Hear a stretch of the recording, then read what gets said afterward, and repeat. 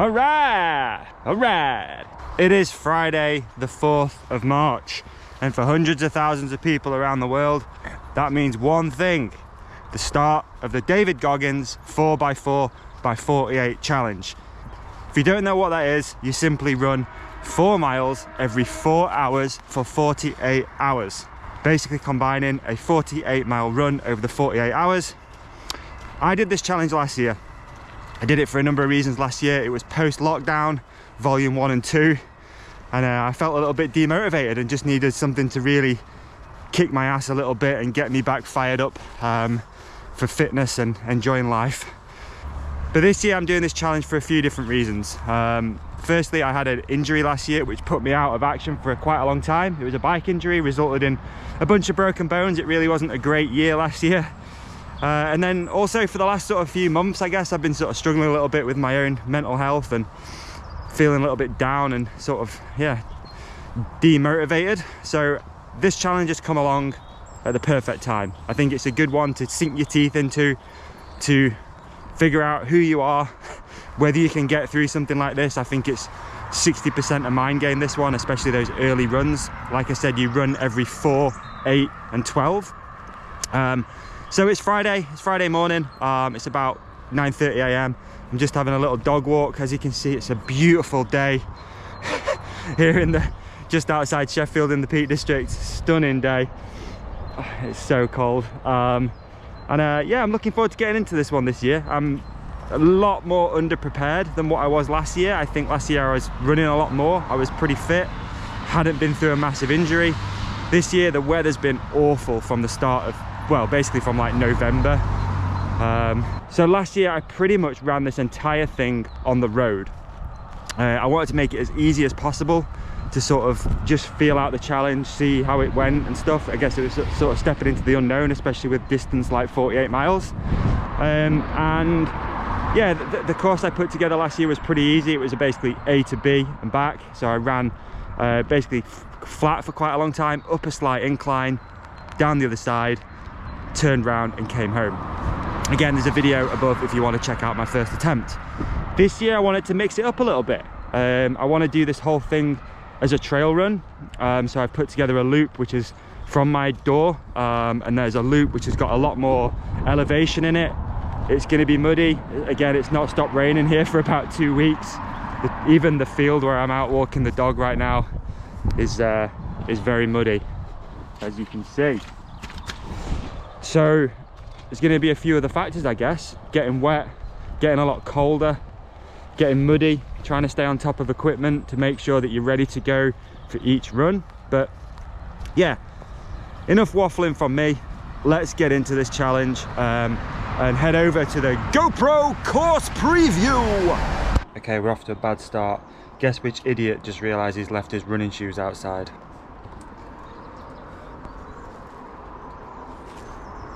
Absolutely soaked. First of all, we've got to navigate some road work on some gravel. All right, then we go out onto this woodland trail. Conditions are pretty bad. Oh man, this path is so bad. I've never seen it like this. What are the chances the only weekend I want to run it 10 times and it's just a bog? To navigating that trail, we then head up into the woods. It's about 450 meters. No, 450 feet, sorry, geez, to the top of this trail. So we get into it. These steps are a bit of a killer. It keeps climbing now, all the way up there. Oh man, it's such a bog everywhere. Well, let's try and navigate around this. I honestly can't believe it. I've never seen it this bad. It's really difficult to even walk on this stuff right now. I mean, it's going to be a welcome break on the legs every now and again, but okay. Oh, snotted all over myself. Anyway, once we've navigated that climb, it's then back a little bit of a downhill. So here I've got two choices: either go straight ahead down there or turn right, but it is so boggy through there. I don't think it's going to be possible unless the rain stops. You know, look how boggy it is. Holy, that's insane. So I'm going to opt to go down here onto the gravel path. These things do need to be somewhat time sensitive, I guess. They don't need to be taking an hour to do 4 miles.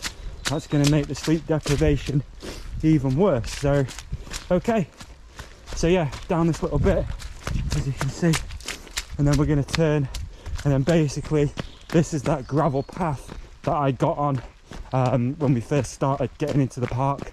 It's about 2 miles now back down to where we joined it, so keep going. I honestly cannot believe how bad that trail is. I've lived here for about 5 years and I've never seen it this bad. We've had continuous rain plus the storms, so I think this is going to add an added element to the run, but added elements are okay. It's just something else that we need to get over. So yes, keep going. It's actually then a really sort of steady downhill, which I think is going to be good, although sometimes running downhill after a bunch of miles isn't as comfortable as what you'd expect it to be. It's pretty heavy on the old knees.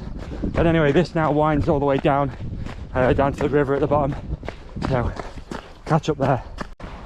So after navigating down that long hill, we're then just on this nice little sort of a nature path, river to one side, some I don't know, bush, whatever you call it, a lot of dog poo on the other, and then this basically takes us back to where I started, off the road, like coming off the road on into the park.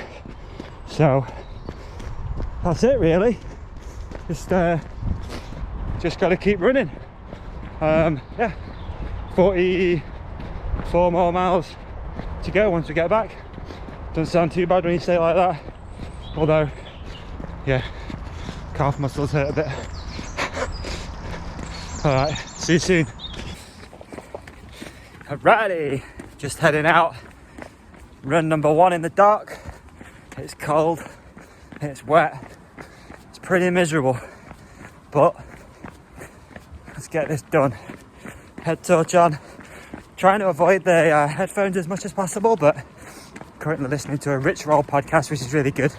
So I'm going to stick with it for a little bit longer. Probably the evening ones, I'll ditch the headphones and just enjoy it. Enjoy being out in nature at night. All right, let's go. Oh yeah, gotta love it. So boggy, super. Should have invested in a better head torch. This is tough, but we're moving forward. All right, it's 20 past 12 right now. Just check the time, and it's so nice to be out here running. I know we're only about 14 miles into this thing, so it's still a decent amount of miles run. But one thing I remember about last year's attempt was running on the road, all car fumes, and it was genuinely getting to me sometimes. So it's so nice to be out running, and it is silent out here. Absolutely beautiful. Sometimes it's the little things in life, right? I don't know if I'm getting a bit of that runner's high, I don't know, but you've got to appreciate just being out here in the quiet, just running. Simple things, just a pair of legs, some trees and some woodland. Oh man, living. You.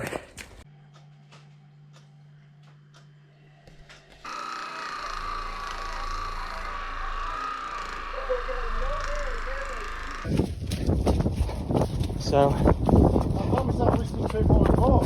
Oh yeah. Because thanks. A lot more. Yeah. Okay, so we are here. 4 more runs to go. It's been an experience so far. The sleep deprivation's tough. That last run I had a friend join me, so I've had 2 friends join me, so thank you to those guys, Chris and Joe. The last one was pretty steady. Joe's not a runner, Not that I am, but Joe's really not a runner. So we ended up doing a lot of walking, which was kind of nice just to stretch things out. So yeah, heading into another night shift now. It goes dark here pretty soon. So we've got the 8, 12 and 4 as another night shift. And then finish up at 8 AM. Got a little plan for the 8 AM one. I figured quickly I would just show people the equipment that I've used. It's not a lot, but it's always nice, I guess, to know what people use to do this stuff. So for me, obviously I'm doing mainly trail running, so I've got the SPEEDCROSS, SALOMON SPEEDCROSS trainers. Relatively fresh pair of those, although they don't look it, they're pretty beat already. For the shorts, I'm rolling with the SAXX KINETIC 2-in-1. These things are awesome, super lightweight. They have a phone pocket on the right hand side, which I find really helpful. Obviously you can just slide your phone in there. They've got a liner inside, 2-in-1 liner. And obviously the most important thing with all SAXX products is you get the ballpark pouch. Can't believe I'm touching this thing after about 32 miles, but there you go. So as you can see, your nuts sit inside there. It prevents any skin on skin friction and no more chafing. And then for the shirt, I've actually only worn one shirt so far. So it's a Quest long sleeve crew.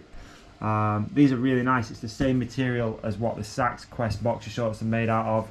So super lightweight, moisture wicking. It seems to keep me nice and cool. One thing I learned after doing this challenge last year is that you want to try and reduce the amount that you sweat, because getting home being covered in sweat, you know, too hot, then you're sticky or whatever, is not very nice. So the Quest long sleeve crew, that's been really good so far.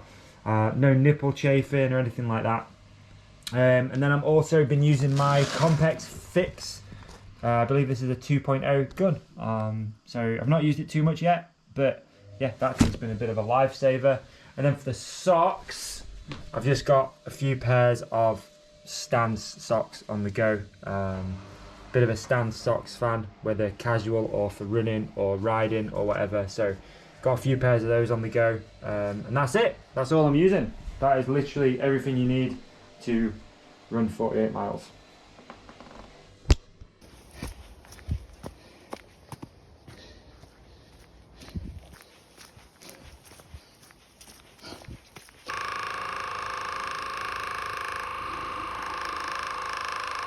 And just like that, the 2022 4x4 by 48 is very nearly complete. I'm just out on my last lap. Historically, I like to bring the MVP with me for the last lap, take it a little easier, try and enjoy this one, do some more thinking. But in hindsight, probably wish I'd filmed more. But with this challenge, once you get into the nitty gritty of it, it's hard enough just to remember to get changed and dressed, ready to get out the door. Never mind picking up a camera and then consider talking to it. So yeah, apologies for that. I think I did the same last year. All these ideas for making a video, but the reality of it is just focusing on moving forward and getting this thing done. It's been tough. Introducing the trail run element to it definitely added something special. This trail it's been kind of interesting watching the trail develop over the 48 hours, you know. Started off as a complete bog, could barely walk through it, but over time, like here, it's got a little better, but also after the 12 laps you start discovering little sneaky lines to avoid the mud as best as possible. Each year I try and run this thing with a limited amount of headphones. Kind of don't want to be distracted by music or fired up. I just want to hear what my brain's saying and go through the motions. I must admit, I've hit the headphones about 3 times, so I've done 9 of them with no headphones.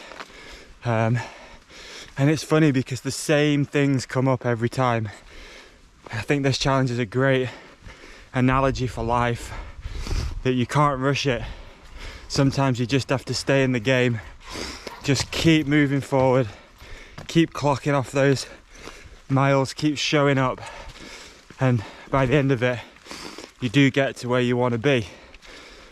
It's also really interesting to put time into more of a perspective, because on one hand you're trying to hurry the time through because you want to get back out, you want to run, you want to get another 4 miles done.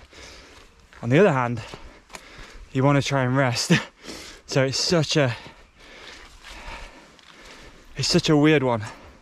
And I think I've said to most people that have asked me about this or considered doing it, that it's still bad. That it's very much a mind game too, this one. Yes, it's physically hard. Yes, I'm taking a walk right now because this trail is almost impossible to run up. But yeah, it's mainly a mind game. It's having everything in order, being able to get back to wherever base camp is, get changed, get into something comfortable, try and sleep. You know, the maximum window for sleep is probably 2 and a bit hours, something like that. It has been for me anyway, because I've been trying to get up about 20 minutes before leaving to do some stretching or use the gun or something like that. But anyway, I want to give a quick shout out to the podcast family too that have done this challenge. I put up a poll about 2 months ago asking how many people were considering attempting the 4x4x48, and there's about 50 people said yes. In the end there was just 3 of us. So all love. If you didn't manage it, there's always next year. Maybe set this as a bit of a goal, something to accomplish. But yeah, massive respect to Sinjin, Richard and Chris. We've had a group text going the whole time, sending a few words of support and checking in with each other to see how we're doing. And I don't know if it helps, but it certainly helped me a little bit, just to have a bit of banter through the few nights and stuff. So yeah, I'm proud of this. Again, I did this because I went through a pretty big injury last year. Kind of wanted to prove to myself that I could get back to some level of fitness and tick something like this off. I dare say it's going to become an annual thing, just to keep on top of things.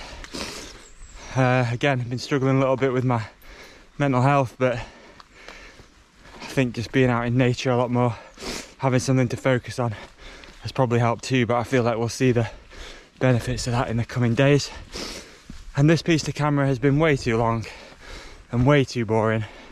If you've watched this video, then thank you for taking the time out to watch a pretty much unfit person try and run 48 miles. And it's all love out there, folks. Thank you. I'm trying to navigate more bogs. This thing hasn't got easier over 12 hours. It's so boggy. But again, I'm managing to pick my way through it pretty good. So again, thank you for watching. Please subscribe if you haven't already. There's a podcast there if you're finding this video randomly that you might enjoy. You probably won't. And stay safe out there, folks. You